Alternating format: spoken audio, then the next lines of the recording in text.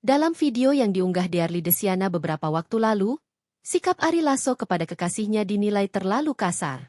Dalam video itu, Dearly tampak tengah membuatkan minuman untuk vokalis Dewa 19 tersebut, namun mendapat perlakuan yang dinilai publik tak pantas ditunjukkan di depan kamera.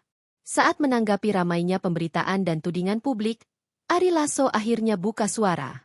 Melalui unggahan di akun Instagram pribadinya, pelantun, hampa, itu menyampaikan permintaan maaf kepada sang kekasih. "Maaf yo yang Dearly Joshua, kata orang aku galak banget kayak, Obi." Tulis Ari dalam unggahan disertai foto kebersamaannya dengan Dearly, dikutip Tribun News, Kamis, 9 Oktober 2025. Tak berhenti di situ, Ari juga melayangkan sindiran halus kepada sejumlah media yang ramai memberitakan sikapnya tanpa izin menggunakan konten pribadi. "Terima kasih banyak media.